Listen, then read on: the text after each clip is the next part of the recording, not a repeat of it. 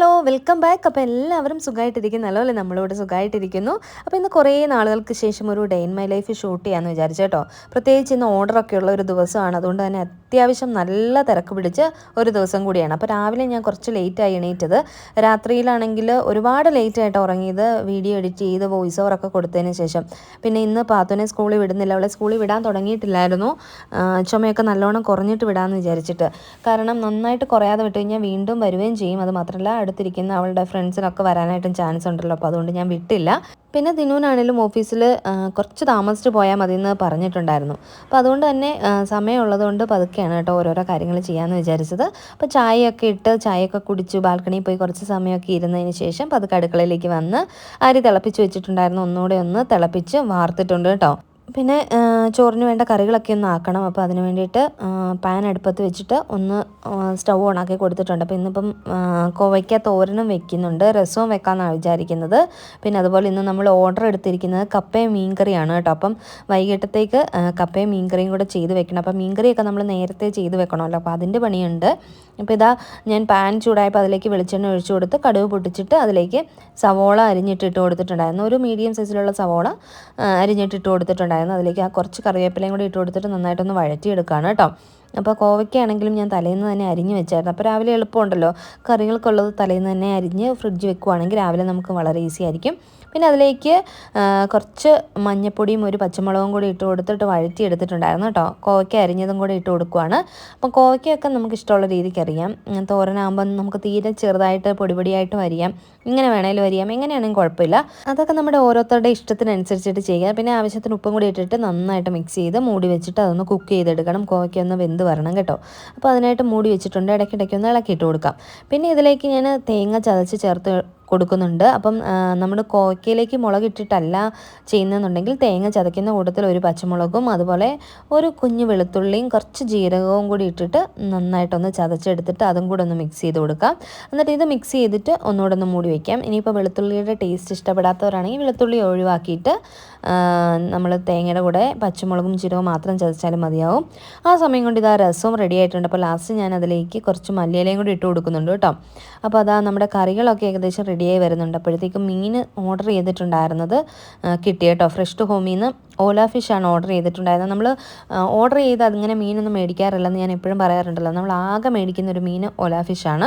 അത് നല്ല ഫ്രഷായിട്ട് നമുക്ക് എപ്പോഴും കിട്ടാറുണ്ട്. അതുകൊണ്ട് അത് മാത്രം നമ്മൾ ഇതിൽ നിന്ന് മേടിക്കാറുണ്ട് കേട്ടോ. അപ്പോൾ അതാ നമ്മുടെ കോവയ്ക്ക തോരനൊക്കെ ഇവിടെ റെഡി ആയിട്ടുണ്ട്. ഞാൻ വറ്റൽമുളക് ഇടാനായിട്ട് മറന്നു പോയിട്ടുണ്ടായിരുന്നു. അപ്പോൾ ലാസ്റ്റാണ് വറ്റൽമുളക് ഇട്ട് കൊടുത്തിട്ടുള്ളത്. അപ്പോൾ അത് നല്ല ടേസ്റ്റി ആയിട്ടുള്ള തോരൻ റെഡി ആയിട്ടുണ്ട്. അപ്പോൾ പാത്തൂസാണെങ്കിൽ റൂമിൽ നിന്ന് വന്ന് ഇവിടെ കിടന്നുറങ്ങാണ്. ഇതൊരു സ്ഥിരം ജോലിയാണ്. പ്രത്യേകിച്ച് സ്കൂളിൽ പോകുമ്പോഴാണ് ഇങ്ങനെ ചെയ്യാറ്. ഇന്നും ഇതുപോലെ തന്നെ നേരത്തെ എണീറ്റ് ഇവിടെ വന്ന് കിടന്നു. അപ്പോൾ ഇതാ ഇന്നത്തെ ബ്രേക്ക്ഫാസ്റ്റ് ദോശയും തക്കാളി ചമ്മന്തിയും അതുപോലെ തന്നെ ചായയാണ് കേട്ടോ. അപ്പോൾ ഇതൊന്നും ഉണ്ടാക്കുന്നത് ഞാൻ വീഡിയോ എടുത്തിട്ടുണ്ടായില്ല. കാരണം day in my life shoot ചെയ്യുമ്പോൾ ഒരുപാട് സമയം നമുക്ക് എക്സ്ട്രാ വേണ്ടി വരും. അപ്പോൾ അതുകൊണ്ട് എല്ലാം ഒന്നും ഷൂട്ട് ചെയ്യാനായിട്ട് പറ്റിയില്ല. അപ്പോൾ അതിനും ഓഫീസിൽ പോകാനായിട്ടൊക്കെ റെഡി ആയിട്ട് വന്നിരുന്ന് കഴിക്കണം. അപ്പോൾ ആ കൂട്ടത്തിൽ ഞാനും പാത്തും കൂടെ കഴിക്കുകയാണ് കേട്ടോ. അതിനിടയ്ക്ക് പാത്തുവിനെയും പല്ല് തേപ്പിച്ച് ഫ്രഷ് ആക്കിയായിരുന്നു. അപ്പോൾ പാത്തു ചെറുതായിട്ടൊന്ന് പിണങ്ങിയിരിക്കുകയാണ്. കാരണം ഞാൻ ഉള്ളിയൊക്കെ എടുക്കുന്നത് കണ്ടെന്നും പറഞ്ഞിട്ടാണ് ഈ പിണങ്ങിയിരിക്കുന്നത് കേട്ടോ. അവൾക്ക് ഉള്ളിയുടെ ഒന്നും സ്മെല്ല് ഇഷ്ടമില്ലാത്തത് കൊണ്ട് അവളങ്ങ് സങ്കടപ്പെട്ടിരിക്കുകയാണ്. അമ്മ ഉള്ളി എടുത്തു, അമ്മ എന്നോട് മിണ്ടണ്ട, എൻ്റെ അടുത്ത് വരണ്ട എന്നൊക്കെ പറഞ്ഞ് പിന്നെ ഒരു തരത്തിൽ അവിടെ ഇരുന്ന് ഫുഡൊക്കെ കഴിപ്പിക്കുകയാണ് കേട്ടോ. അങ്ങനെ ദിനം ബ്രേക്ക്ഫാസ്റ്റൊക്കെ കഴിച്ചിട്ട് ഓഫീസിലേക്ക് പോകാനായിട്ട് റെഡി ആവുകയാണ് കേട്ടോ. അപ്പോൾ അതാ ബൈക്കിനാണ് പോകുന്നത്. ചില ദിവസങ്ങളിൽ ബൈക്കിന് പോകും, മഴയൊക്കെ ആണെങ്കിൽ മാത്രം കാറിന് പോകാറുള്ളൂ. അങ്ങനെ ദിനം ഓഫീസിലേക്ക് പോയി കഴിഞ്ഞിട്ട് പിന്നെ ഞാൻ കിച്ചണിൽ വന്നിട്ട് കഴുകാനുണ്ടായിരുന്ന പാത്രങ്ങളെല്ലാം കഴുകി കിച്ചണൊക്കെ നല്ല ക്ലീനാക്കി. അതുപോലെ തന്നെ മീൻ വാങ്ങിച്ചിട്ടുണ്ടായിരുന്നല്ലോ, അതും എല്ലാം ഒന്ന് ക്ലീനാക്കി ഫ്രിഡ്ജിലോട്ട് വെച്ചിട്ടുണ്ട്.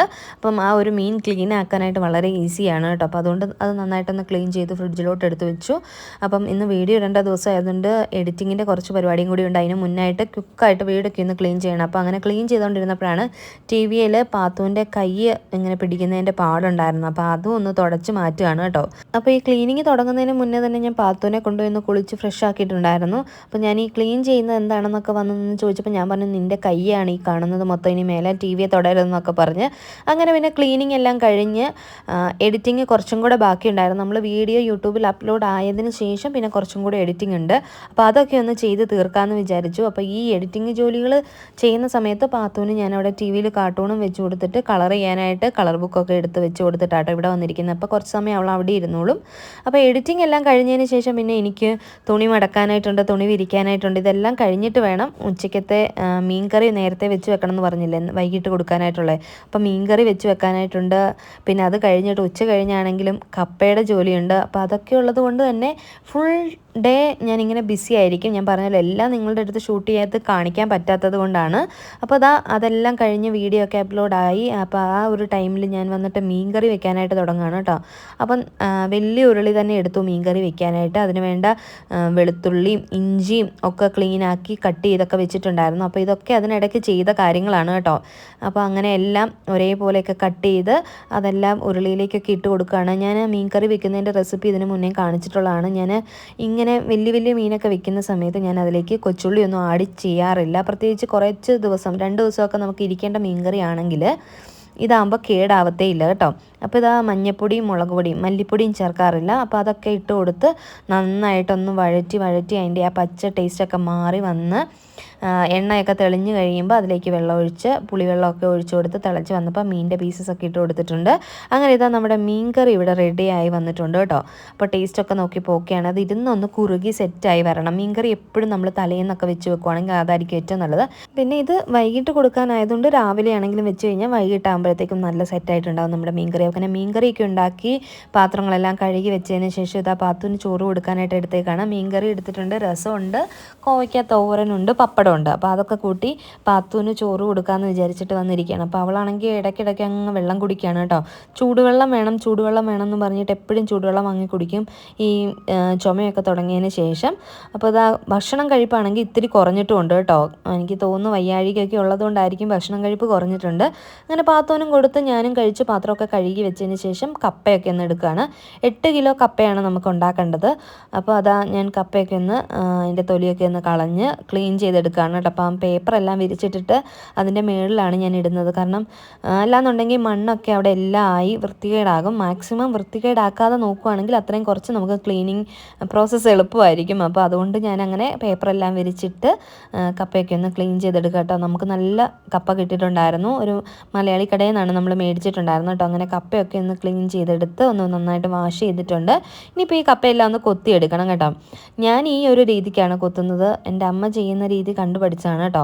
ഓരോരുത്തർ എനിക്കൊന്ന് ഓരോ രീതിക്കായിരിക്കും. ഒന്നുകൂടെ നടുവേ മുറിച്ചിട്ട് ഇടാറുണ്ട്, ചിലർ വലിയ പീസസ് ആയിട്ട് ഇട്ടിട്ട് അത് കുഴച്ചെടുക്കാറുണ്ട്. അങ്ങനെ പല രീതിക്ക്. അപ്പം ഞാൻ ഇങ്ങനെയാണ് കേട്ടോ കൊത്തിയെടുക്കുന്നത്. അപ്പോൾ കുറേ അധികം കപ്പ കൊത്തിയെടുക്കാനായിട്ടുള്ളത് കൊണ്ട് നിന്ന് ചെയ്ത് കഴിഞ്ഞാൽ ബുദ്ധിമുട്ടാണ്. എനിക്ക് ഈ കാലിനും നടുവിനും ഒക്കെ വേദന വരും. അപ്പോൾ അതുകൊണ്ട് ഞാൻ അടുക്കളയിൽ സ്റ്റൂൾ കൊണ്ടുവന്നിട്ടിട്ട് അവിടെ ഇരുന്ന് കപ്പയൊന്ന് കൊത്തുവാണ് കേട്ടോ. ഈ സമയത്ത് പാത്തുവാണെങ്കിൽ പെയിൻ്റൊക്കെ ചെയ്ത് അവിടെ ഇരിക്കുകയാണ്. ഓരോന്നൊക്കെ ക്ലേ ഒക്കെ എടുത്തിട്ട് അവിടെ ഇരുന്ന് കളിക്കുന്നുണ്ട്. അപ്പോൾ നമ്മുടെ കപ്പയെല്ലാം ഒന്ന് കൊത്തി എടുത്തിട്ടുണ്ട്. എന്നിട്ട് ഇനിയിപ്പോൾ ഇത് നന്നായിട്ട് ഒന്നുകൂടെ ഒന്ന് വാഷ് ചെയ്തിട്ട് വേണം നമ്മളിത് കുക്ക് ചെയ്യാൻ വെക്കാനായിട്ട്. അപ്പോൾ നോക്കിയപ്പോൾ ഇതെല്ലാം കൂടെ വെക്കണമെങ്കിൽ ഞാൻ 2-3 പാത്രത്തിലൊക്കെ ആക്കി വെക്കണം. അപ്പോൾ ഞാൻ അപ്പുറത്ത് നമ്മുടെ നെയ്ബർ ആൻറ്റിയുടെ അടുത്ത് പോയി ആൻറ്റിയുടെ അടുത്ത് നിന്ന് വലിയൊരു പാത്രം എടുത്തുകൊണ്ട് വന്ന് അതിൽ വെള്ളം ഒഴിച്ച് കപ്പയും ഇട്ട് ആവശ്യത്തിന് ഉപ്പും ഇട്ടിട്ട് അതൊന്ന് കുക്കാകാനായിട്ട് വെച്ചു. ഇതാകുമ്പോഴത്തേക്കും 2 തവണയായിട്ട് എനിക്ക് കുഴച്ചാൽ മതി. ഒന്നിച്ച് കുഴയ്ക്കാനായിട്ട് ബുദ്ധിമുട്ടാണ്. അപ്പോൾ അതുകൊണ്ട് 2 പാത്രത്തിലായിട്ട് വെന്ത് കഴിയുമ്പം കുഴയ്ക്കാമെന്ന് വിചാരിച്ച് ഒരു പാത്രത്തിൽ തന്നെ വേവിക്കാൻ വെച്ചു. അപ്പോൾ പാത്തൂസ് ഇവിടെ ഇരുന്ന് ഭയങ്കര കളിയാണ് കേട്ടോ, ക്ലേ ഒക്കെ വെച്ചിട്ട്. അപ്പോൾ ഇടയ്ക്കിടയ്ക്ക് എൻ്റെ അടുത്ത് ചോദിക്കും, അമ്മയുടെ ജോലി കഴിഞ്ഞോ, അമ്മ എന്താ ഉണ്ടാക്കുന്നതെന്നൊക്കെ ഇങ്ങനെ വന്ന് ചോദിക്കും കേട്ടോ. പക്ഷേ എങ്കിൽ എന്തോ ഭാഗ്യത്തിന് അങ്ങനെ ഒരുപാട് എന്നെ കുക്ക് ചെയ്യുന്ന ടൈമിലൊന്നും അവളങ്ങനെ ഡിസ്റ്റർബ് ചെയ്യാറില്ല. അത് മാത്രമല്ല വീഡിയോ എഡിറ്റ് ചെയ്യുമ്പോഴാണെങ്കിലും അങ്ങനെ തന്നെയാണ് കേട്ടോ. അപ്പോൾ കപ്പയ്ക്ക് ഞാൻ കുറച്ച് മഞ്ഞൾപ്പൊടിയും കൂടി ഇട്ട് കൊടുത്തിട്ടുണ്ടായിരുന്നു. കപ്പ പെട്ടെന്ന് വെന്ത് കേട്ടോ. നല്ല അടിപൊളി കപ്പയായിരുന്നു. അതുകൊണ്ട് എളുപ്പം വെന്ത് വന്നു. ഒന്ന് തിളച്ചപ്പോൾ തന്നെ കപ്പ വെന്തിട്ടുണ്ടായിരുന്നു. പിന്നെ ഇത് ഊറ്റാനായിട്ട് കുറച്ച് പാടായിരുന്നു. കാരണം ഇത്ര അധികം ഉണ്ടായിരുന്നതുകൊണ്ട് ഞാൻ കുറച്ച് പാടുപെട്ടാണ് കപ്പയുടെ വെള്ളമൊക്കെ ഒന്ന് ഊറ്റിയത്. പിന്നെ തേങ്ങയും കൊച്ചുള്ളിയും വെളുത്തുള്ളിയും പച്ചമുളകും എല്ലാം കൂടി ഇട്ടിട്ട് ഞാൻ ചതച്ച് വെച്ചിട്ടുണ്ട്. ഇതിനെല്ലാത്തിനും കൂടെ ഒന്നിച്ച് ഞാൻ ചതച്ച് വെച്ചു. 2 പാത്രത്തിലാക്കി ഞാൻ വെള്ളം ഊറ്റി വെച്ചിട്ടുണ്ടായിരുന്നു. പിന്നെ അതിലേക്ക് തേങ്ങയൊക്കെ ഇട്ടതിന് ശേഷം ഞാൻ കുക്ക് ചെയ്യാനായിട്ട് വെച്ചിട്ടുണ്ട്. ആ തേങ്ങയുടെ ആ ഒരു പച്ച ടേസ്റ്റൊക്കെ ഒന്ന് മാറി ഒന്ന് വെന്ത് വരണം. അപ്പോൾ അതിനായിട്ട് ഞാൻ ലോ ഫ്ലെയിമിലിട്ട് വെച്ചിട്ടുണ്ട്. അപ്പോഴത്തേക്കും ആയ പാത്രങ്ങളൊക്കെ അപ്പോൾ ഒന്ന് കഴുകി മാറ്റുകയാണ് കേട്ടോ. പാത്രങ്ങൾ കുന്നുകൂടി കിടന്നു കഴിഞ്ഞാൽ എനിക്ക് അടുക്കളയിൽ ഒരുപാട് ജോലിയുള്ള പോലെ തോന്നും. അതുകൊണ്ട് അന്നേരം തന്നെ ഞാനതങ്ങ് കഴുകി മാറ്റി. ഇപ്പോൾ നമ്മുടെ തേങ്ങയൊക്കെ ഇട്ട് വെച്ചിട്ടുണ്ടായിരുന്നു. ഒന്ന് മിക്സ് ചെയ്ത് കൊടുക്കുകയാണ്. കപ്പ കണ്ടില്ലേ നന്നായിട്ട് വെന്ത് കുഴഞ്ഞു വന്നിട്ടുണ്ട്. അപ്പോൾ കപ്പ റെഡി ആയിട്ടുണ്ട് കേട്ടോ. കപ്പയാണെങ്കിലും ഇത്രയും എമൗണ്ട് ഉണ്ടാക്കിയപ്പോൾ ഒരു ടെൻഷൻ ഉണ്ടായിരുന്നു. കപ്പയേക്കാൾ കൂടുതൽ എനിക്ക് ടെൻഷൻ മീൻകറി ആയിരുന്നു. കാരണം നമ്മളെപ്പോഴും കുറച്ചായിട്ട് ഒക്കെ വെക്കുന്നത്. ഇത്രയും അധികം ഒന്നിച്ച് വെക്കുമ്പോൾ ശരിയാകുമെന്ന്. ഇതാ ലാസ്റ്റ് കപ്പയിലേക്ക് കുറച്ച് കറിവേപ്പിലയും അതുപോലെ തന്നെ വെളിച്ചെണ്ണയൊക്കെ ഒഴിച്ചിട്ട് മൂടി വെക്കുകയാണ്. ഇനി ഒരു 10 മിനിറ്റൊക്കെ കഴിയുമ്പോഴത്തേക്കും നമ്മളൊന്ന് മിക്സ് ചെയ്തെടുത്താൽ മതിയല്ലോ.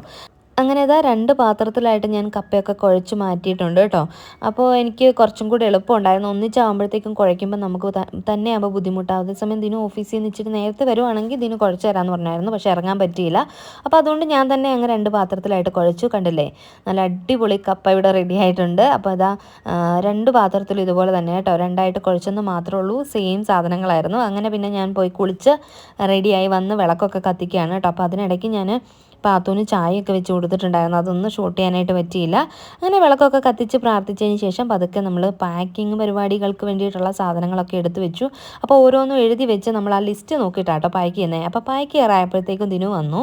അപ്പോൾ ഇതാ മീൻകറിയും കപ്പയൊക്കെ ദിനു ടേസ്റ്റ് നോക്കി ഓക്കെ ആണെന്ന് പറഞ്ഞപ്പോഴാണ് എനിക്കൊരു സമാധാനമായത്. നമ്മൾ തന്നെ ഇത്ര എമൗണ്ട് ഒക്കെ വെക്കുമ്പം നമുക്ക് കറക്റ്റ് ശരിയായോ എന്നൊക്കെ ഒന്നും തോന്നത്തില്ല. എനിക്കാണെങ്കിൽ ടേസ്റ്റ് നോക്കി ഒന്നും മനസ്സിലാവുന്നില്ലാത്ത പോലെ തോന്നുന്നത്. അപ്പോൾ ദിനു വന്ന് എല്ലാം ടേസ്റ്റ് നോക്കി ഓക്കെ ആണെന്ന് പറഞ്ഞു കഴിഞ്ഞപ്പോൾ എനിക്ക് സമാധാനമായി. അപ്പോൾ ഇതാ മീൻകറിയൊക്കെ പാക്ക് ചെയ്തെടുക്കുന്നുണ്ട്, അതുപോലെ കപ്പയും അങ്ങനെ ഓരോന്നും പാക്ക് ചെയ്തെടുക്കുന്നുണ്ട്.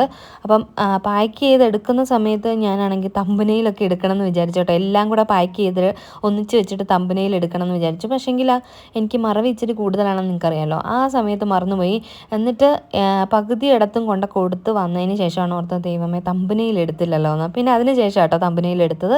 അപ്പോൾ ഇന്ന് ഞാനാണ് ഫുഡ് കൊടുക്കാനായിട്ട് പോകുന്നത്. കാരണം എന്താണെന്ന് വെച്ച് കഴിഞ്ഞാൽ ദിനു ലേറ്റ് ആയില്ലേ വരാനായിട്ട്. അപ്പോൾ ഇനിയിപ്പം ജോലിയൊക്കെ കഴിഞ്ഞ് മടുത്ത് വന്നിട്ട് ഇനി ദിനുവിനെ ഓടിക്കുന്നത് ശരിയല്ല. അപ്പോൾ ദിനുവിനോട് ഞാൻ പറഞ്ഞു ഞാൻ ഓരോരുത്തടത്ത് കൊടുത്തിട്ട് വരാം. അപ്പോൾ ദിനു വന്നിടത്തേനും പാക്ക് ചെയ്ത് വെക്കാമെന്ന് പറഞ്ഞു. അപ്പോൾ അങ്ങനെ ഞാൻ കൊടുക്കാനായിട്ട് പോവാണ് കേട്ടോ. അപ്പോൾ ഓരോ സൈഡിലോട്ടുള്ള ഒന്നിച്ച് വന്നിരിക്കുന്ന ഓർഡറുകൾ ഒന്നിച്ചെടുത്തുകൊണ്ട് പോകും. സെയിം ബ്ലോക്ക് ആണെങ്കിൽ എളുപ്പമുണ്ടല്ലോ. അങ്ങനെ എല്ലായിടത്തും കൊണ്ട് കപ്പയും മീൻകറിയൊക്കെ കൊടുത്തിട്ട് വന്നിട്ട് പാത്തുവിന് ഞാൻ രാത്രിയിലത്തെ ഫുഡ് കൊടുക്കാനായിട്ട് ഇരിക്കുകയാണ് കേട്ടോ. അങ്ങനെ ഇതാ തിരക്ക് പിടിച്ച് ഒരു ദിവസം കൂടി അവസാനിച്ചിരിക്കുകയാണ്.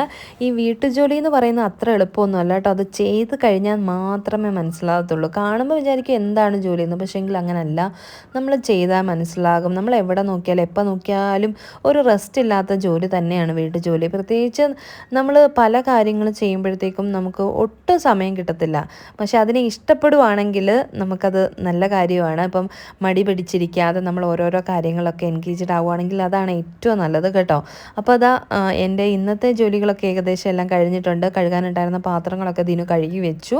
അപ്പോൾ ഇന്നത്തെ ഈ വീഡിയോ ഇത്ര ഉള്ളായിരുന്നു. വീഡിയോ നിങ്ങൾക്ക് എല്ലാവർക്കും ഇഷ്ടപ്പെട്ട് കാണുമെന്ന് വിചാരിക്കുന്നു. ഇഷ്ടപ്പെട്ടിട്ടുണ്ടെങ്കിൽ ലൈക്ക് ചെയ്യാനും ഷെയർ ചെയ്യാനും കമൻറ്റ് ചെയ്യാനും സബ്സ്ക്രൈബ് ചെയ്ത് കാണുന്നവർ സബ്സ്ക്രൈബ് ചെയ്ത് സപ്പോർട്ട് ചെയ്യാനും മറക്കരുത്. അതുപോലെ തന്നെ നിങ്ങൾ ലാസ്റ്റ് വീഡിയോയ്ക്ക് തന്ന സപ്പോർട്ടിനൊക്കെ ഒരുപാട് നന്ദി. നിങ്ങളെല്ലാവരുടെയും കമൻസൊക്കെ ഞാൻ വായിച്ചിട്ടുണ്ടായിരുന്നു. പുതിയൊരു വീഡിയോയുമായിട്ട് വരുന്നവരേക്കും നന്ദി, നമസ്കാരം.